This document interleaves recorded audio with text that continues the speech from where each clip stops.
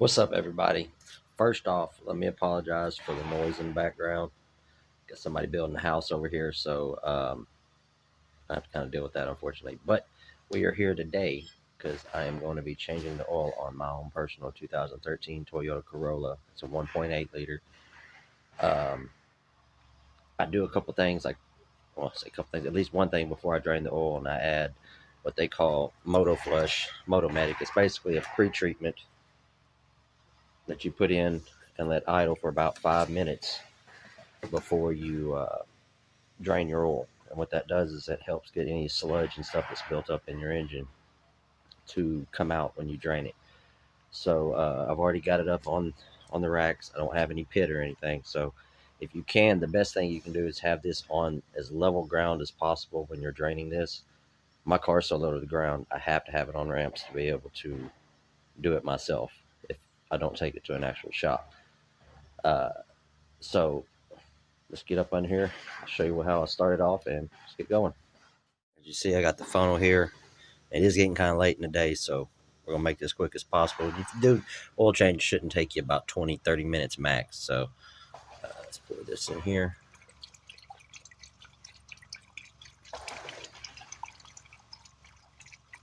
Now, I did make sure before pouring this in here, you have to make sure your oil level is in a safe, on the oil dipstick in the safe level. I already did that.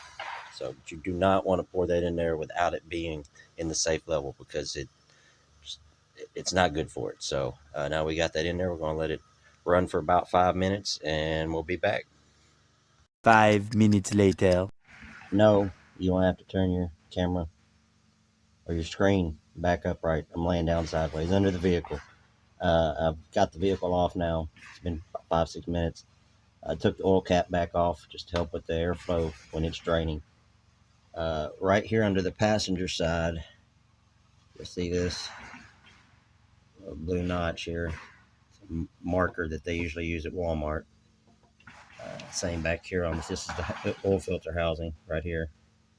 This is that I think it's 64 millimeter oil filter wrench that you have to have. I'll show you all that in just a minute. This is, I believe, a 14 millimeter oil drain plug. So I'm gonna get set up and we'll show you how to get this off and get it drained. I got my oil pan already up under here ready, waiting. So be right back. Got a just to verify, so I didn't tell y'all wrong. Yeah, it is a 14 millimeter. I don't know if you can see that there with the light shining on it. 14 millimeter. And I already kind of broke it loose a little bit.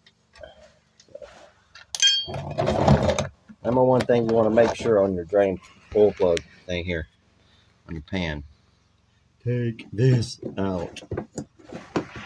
Hugest mistake. I've done it before. I'm probably going to end up getting a little bit of oil on my carport here. Just the way it's going to backsplash, but we're going to see if I can do this with one hand.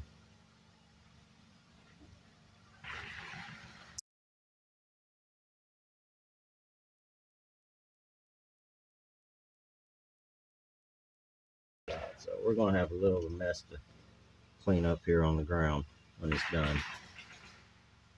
But so goes it sometimes. My biggest oil pan, my deep oil pan, was completely full. I forgot to drain it from the last couple that I've done. So there it is. Just trying to make sure this stays under this. But I want to keep it going till it starts coming back on the pan itself. Come back a little bit. See how it's starting to come back on the pan itself. Once it gets right about, come on, get there, right about there. I'll go and put it in. Do not cross thread these. There you go. You want it to be in there easy. I don't have my torque wrench on me. I know just about what it's supposed to be. I'll probably have the actual specs up. I want to say this is between 25 and 32 pounds. So basically just a little over hand tight. You want it just nice and snug. Do not over tighten this because number one thing you want to remember when it comes to metal and lug nuts and all that stuff when you get heat involved. Heat and cold. Metal expands. Yes, metal expands, cold contracts. Come on. All right. Yeah, I'm going to have to pause here for a second. Trying to do this with one hand is kind of frustrating. So, give me one sec. Be right back, y'all. That was my problem. My wrench was starting to mess up in the gears. It was still going the wrong way. So, as y'all can hear it there, apparently I need to replace it. Boom. All right, we're good there. Now, to get to that, since that wrench messed up, I went and got my bigger one with some extensions. And finally got loose. Take that off.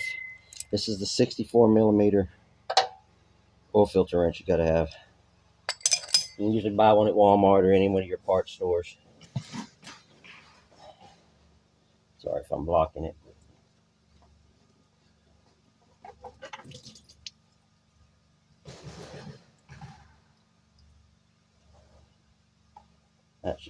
That pops right out. Already got my oil filter here. I use Fram. You do. For this 1.8 liter, you need a 10358. Come on, light's messing with it. There it is. 10358. There's an O-ring on these as well. This new filter, old filter,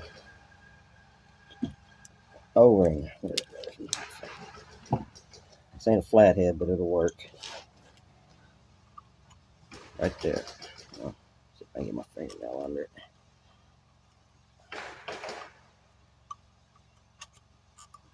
There we go. See, right there.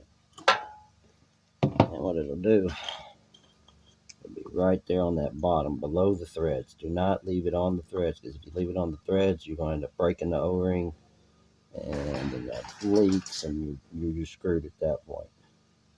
You have to go get some work done to it. Make sure on that bottom ridge, right here.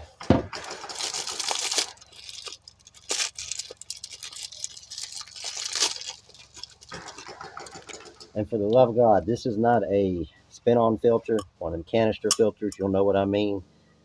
This most one everybody thinks of. It's like a canister thing and it spins on. This is an internal filter.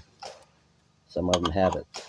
Some of them are spin-ons. But on the spin-on filters, please, anybody that's watching that has done any work like that, stop over-tightening those things. It is one of my biggest pet peeves.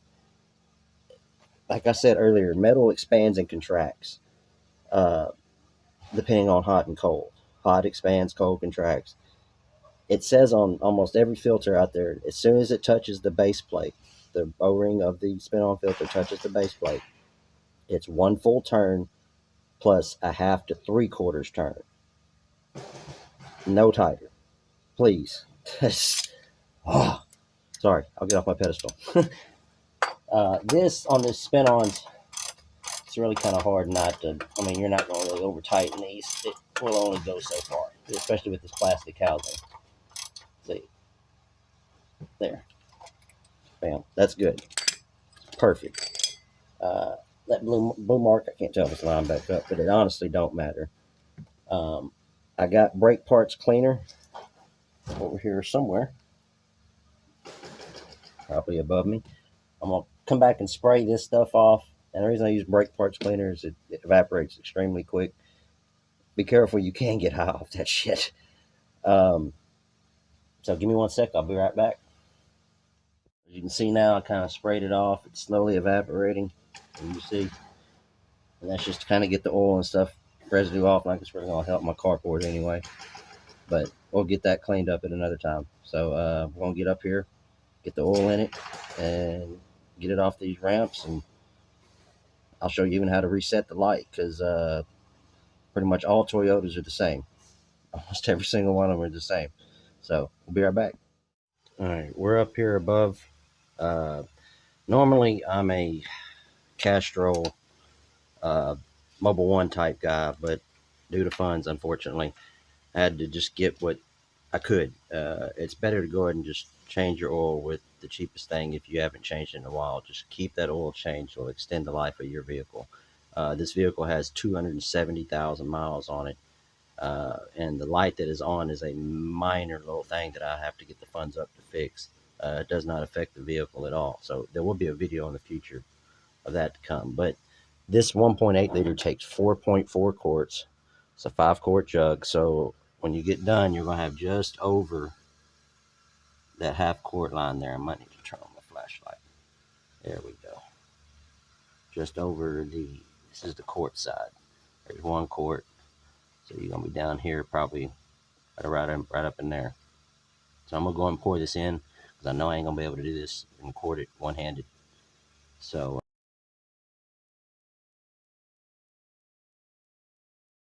all right, I had to turn on my headlights so y'all could be able to see my dash. But as you see, the maintenance required, I don't know if you, that's the little light there. It's hard to make out through the light. But on Toyotas, so you have that's the bright, yeah, the odometer's over here. Sorry, backwards. The odometer. On Toyotas, you have to either have it on odometer or trip A, okay? And I'm going to do odometer because I'm almost positive that's what it is. So turn the vehicle off. Now, technical difficulties, y'all. There we go. See if that'll hold for just a second. All right, you see, I'm holding my finger on the trip button. Got to hold it. Key's off. See, here's the key. And then, okay, didn't do it. So I'm going to switch to trip A. Turn the key back off. Hold the button. Turn the key on. See the low lights. Hold till those go away. Zeroed. Bam. Now, you see, the light is gone. That's how you reset your maintenance light on all Toyotas. Even Priuses, it's just a little bit different because their buttons in a different place. Their trip buttons in a different place. But it's always odometer or trip A. Turn the key off. Hold the trip button. Turn the key on. When you see those little lines starting to pop up, you know you're resetting your light. Just hold it up to hit 0. Goes back to the screen and you're done. We're going to finish the vehicle sitting here in the car. It is dark as hell outside. I want to thank all you for your support. Sorry it's been a minute since I've been able to put out a how-to video, funds and time and everything else for life. So thank y'all for your support. If you like this video, please give it a subscribe. Subscribe to my YouTube, a like. Appreciate it. I love y'all. Be easy. Peace.